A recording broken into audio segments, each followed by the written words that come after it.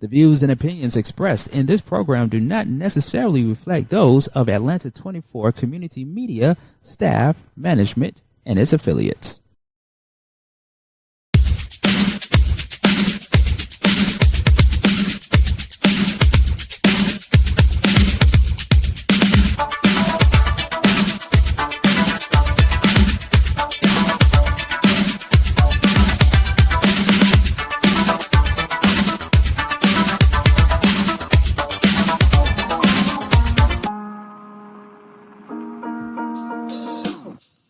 Welcome to Sean Garvey and My Special Guest, the show in which we have one-on-one conversations with the best and brightest influential people in the industry, from community leaders to entertainers and so much more. Sit back, relax, and enjoy Sean Garvey and My Special Guest. Welcome back, Sean Garvey and My Special Guest. You already know who it is. The architect, Sean Garvey, and my special guest is sitting next to me. Now, you know I usually say I'm the hardest working man in media, but this guy that I'm sitting next to is just as much of the hardest working man in media. Not just only radio, folks. Don't get it twisted. Come on. But in television, social media. When he does his fishing thing, you know, he shows the fishing videos, the fishing pictures. We're getting into all that and more. Wow. The one and only Scotty B. What's going on, y'all? How y'all doing, baby? It's good to be here. Glad to be here with my man, Sean. It's been quite a while, but I remember us talking about this idea. It's good to see it come to fruition. Yeah, when you put it into fruition, it happens. Yeah, it comes into reality. Yeah. But I want to tell folks, Scotty B, the story how I met you, without saying the name of the institution. But I've heard you on the radio so many times. And when I first came, this was in 2020, during the pandemic, when I first came to the production house, and I saw you, I was like, okay, and I heard you, rather. I heard you, and I was like, that voice sounds familiar. And then when you went in front of everybody and introduced yourself and you told people, hey, I'm Scotty B, you know, and everything, I was like, oh, that's the guy. Everybody got to work, baby. That's the man. That's the guy, man. Man, Scotty B. When people hear the name Scotty B, they think of the Shelley Winter Show. Right? They think of you being a part of that show. Word on the street. Word on the street. Yeah. Is it the Shelley Winter Show now? Yes. Or is it okay? It's the Shelley Winter Show now. Okay, but you used to. But it was Word on the Street. It was Word on the Street. It was four of us: Shelley, myself, DJ Crystal, and Milani Kai. Milani Kai. Yeah. Yeah. So many antics. Oh yeah. Absolutely. Yeah. But tell the people the genesis of Scotty B. Scotty B is an entertainer, man. Like Cat moved to Atlanta from up north, hopeful like everybody else. That kind of transplants here. You know, we all got a dream, and I've always been an entertainment guy, musician, singer background, dabbled in a little bit of everything, but it kind of leads you. You know what I mean? It's kind of one of those things that everything is kind of a brick in your journey. And I'm a cat in Atlanta with a dream, man, and the dream continues. I'm 42 years old and haven't stopped, man. As much as I can do. And you know, the great thing too is that what people don't know about me and Scotty B, we are Aquarius kids. Absolutely. We almost share the same birthday. I'm January 30th. I'm February 1st. Right there. There you go. Good company. Yeah, you know, it's something about us Aquarius, man. We tend to attract other Aquarians, and we just have this thing where we're tapped in with each other. You know, we in sync with each other. And we're people readers. We can read energy. Very well. We can read the room very quickly. Very quickly, and realize who is who and who is to stay away from. Oh yeah. 150%. So you mentioned you was a musician. What instrument do you play? I started out playing the cornet and the trumpet. And then I went on to join the drum line, and it kind of went from there. That all kind of ties into production. So, but I started out with the trumpet and played drums, and then I moved out here and started doing production full time. Producing for radio, for television, for music, it didn't matter. Kind of anything in that wheelhouse, because it all it all kind of goes together. Everything's parallel. You know what I mean? There are a lot of things, similarities in between different departments to where everything kind of transfers over. You know what I mean? Doing television and doing radio are very similar. Yeah. You just can't see the face of people in one versus the other, but it's the same type of production environment, the same equipment. You'd be surprised, the similarities. Yeah, yeah. Who are some of the people that you looked up to going into the business? Because some of us, or people like myself, we watch TV, we listen to the radio, and we tell ourselves, I want to be like that person. I want to sound just like that person. I want to get to where that person is. Did you have any influences? Absolutely, but it's weird with me because I never could pinpoint one thing. I enjoy doing a lot of different things and doing it well. So, of course, naturally, like a Cedric the Entertainer, because he puts his hands in so many different pots. Yeah. I kind of looked into that vein. But growing up, man, I used to love Donnie Simpson on BET. He was so smooth. He would look into that camera and the ladies would lose it. It was like just his energy and his aura. It's like, man, if I can get a little bit of that. And honestly, Martin Lawrence, even though it was a television show. Yeah. WCUP, what's up, what's up, what's up? It made me want to do radio. Wow. 1,000%. So kind of seeing all that black media and growing up and seeing this black excellence, man, I wanted to figure out, like, where do I fit? Where's my niche and all this? Because it's layers. Wow, wow. I know for me, coming up in radio, like, honestly, and this is a true story, ladies and gentlemen, I did not want to go into radio at first. I wanted to go into acting. I wanted to do so many things as a kid, Scotty. I wanted to be a detective. I even wanted to be a hockey player.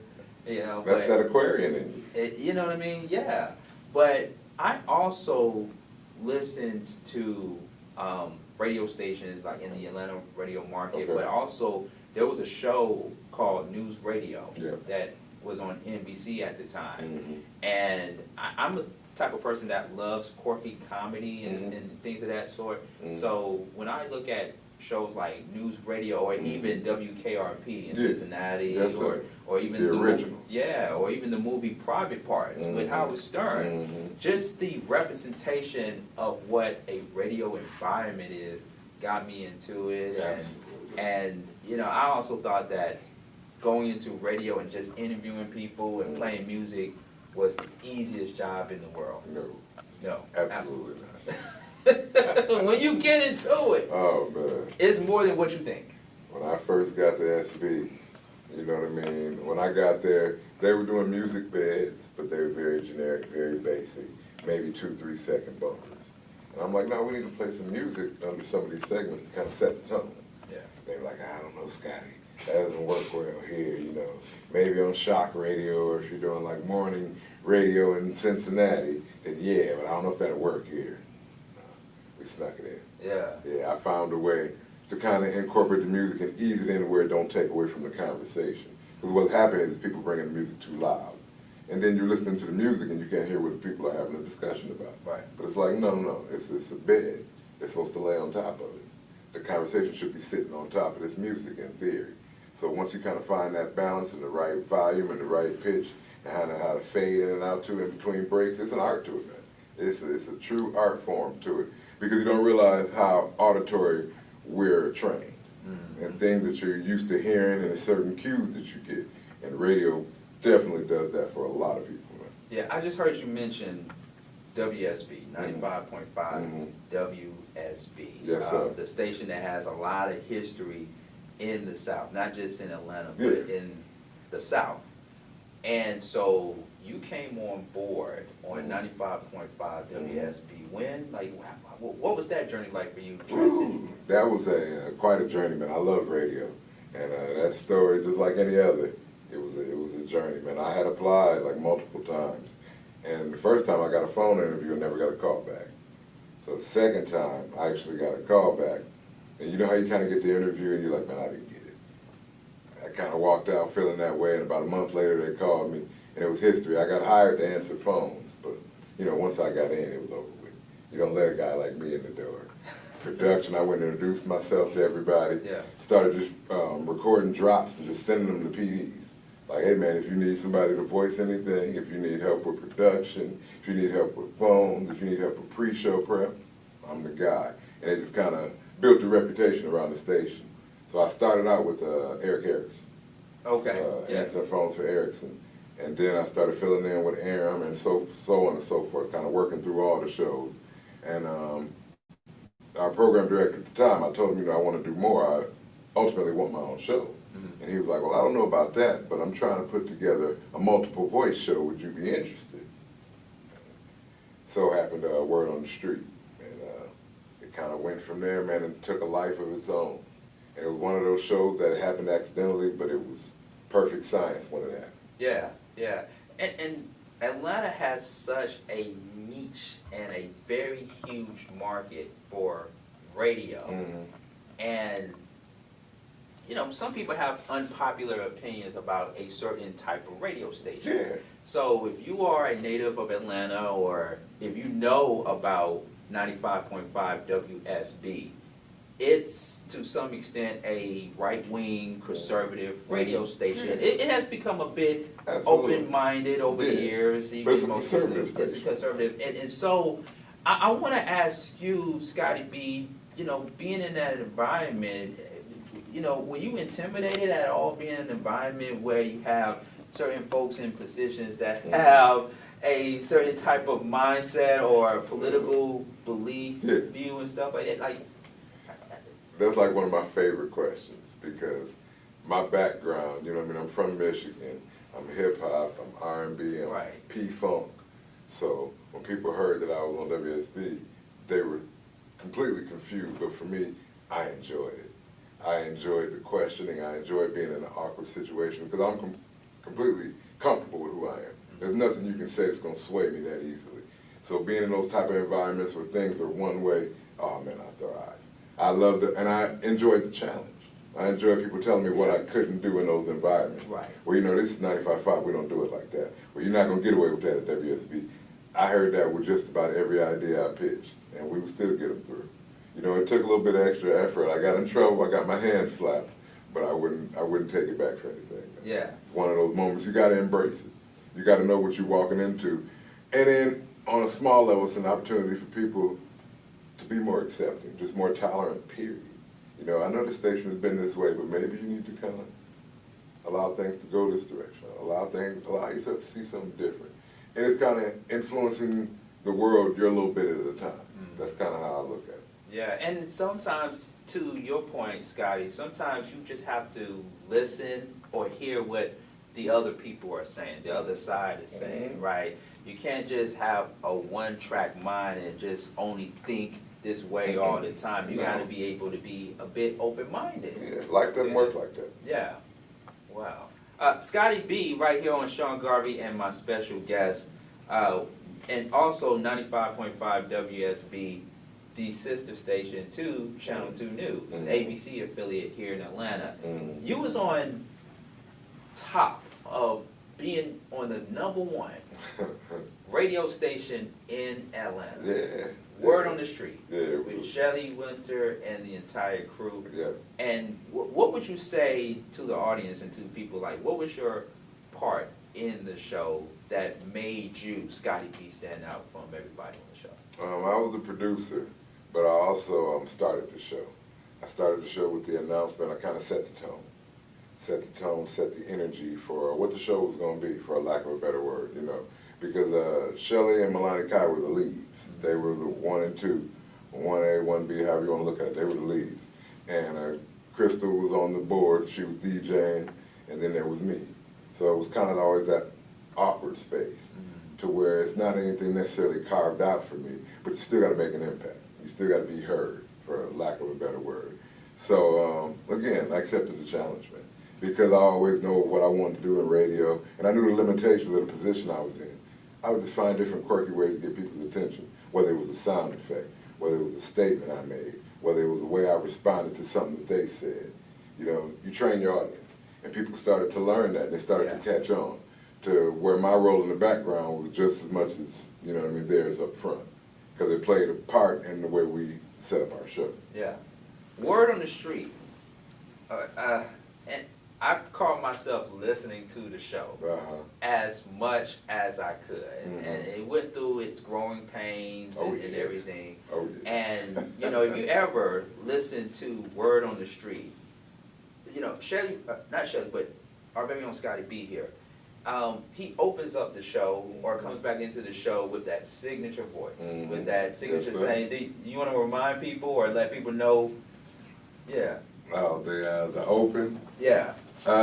You are now tuned into Word on the Street on 95.5 WSB.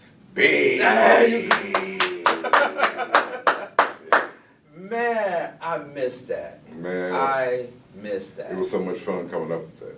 Let me tell you, I was in the mirror in the bathroom for probably about 20 minutes, trying different intros and different opens. And when I hit that one, it was just like, that's it. Yeah. And I didn't say anything to anybody. I think I just did it on the air. I think we just opened up the show. Yeah. I did my little spiel and went right into it. I kind of seen everybody looking up like, yeah. Yeah.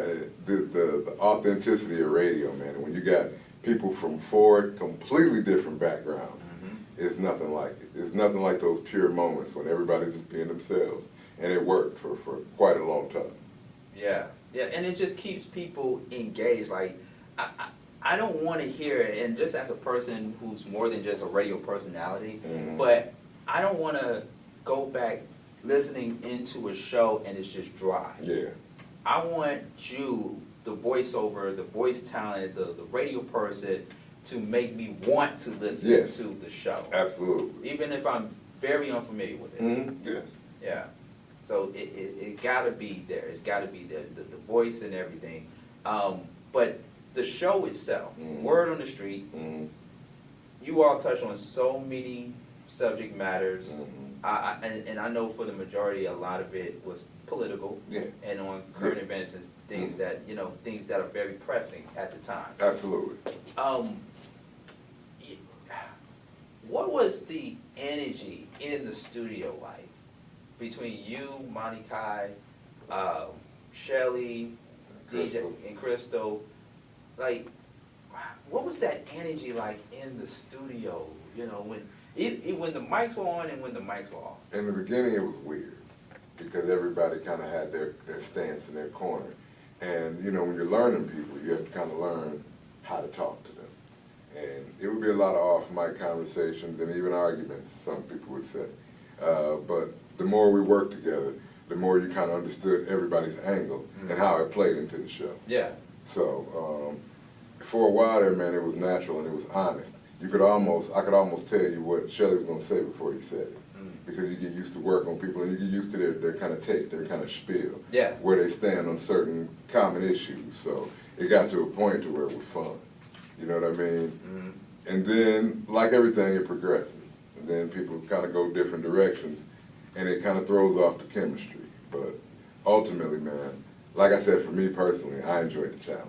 I enjoyed different people from different backgrounds and making it all mesh.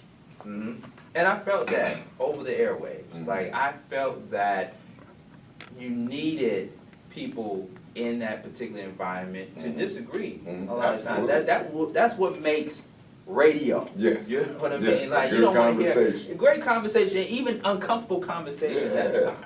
Right? Because I don't think anybody would want to hear everybody agreeing on the same subject all the time. No, that should be off the air very fast. Yeah. Super boring. And very quick, very quick. And the show Word on the Street received so much traction, positive. Maybe even some criticism, but that comes with the territory, right? That, you know, the show got in so much great notoriety that the station at one point in time was able to take the show to a different time slot. Yeah. Yeah, and so did that make an impact to your life or to other things that you were doing at the time? Oh, yeah, absolutely. So the majority of the time I was on radio, I was doing television as well, doing live TV. So kind of doing both parts. Anytime one change, it affected the other. And I had, 3 shift changes at the TV station. And the first time at the radio station, they kind of tolerated. By the second, third time, it had made things rough as far as the working relationship. And Yeah, it's difficult to do both. Yeah. I was pretty much doing television from 6 to 4, and then I would do radio from 5 to midnight, Monday through Friday.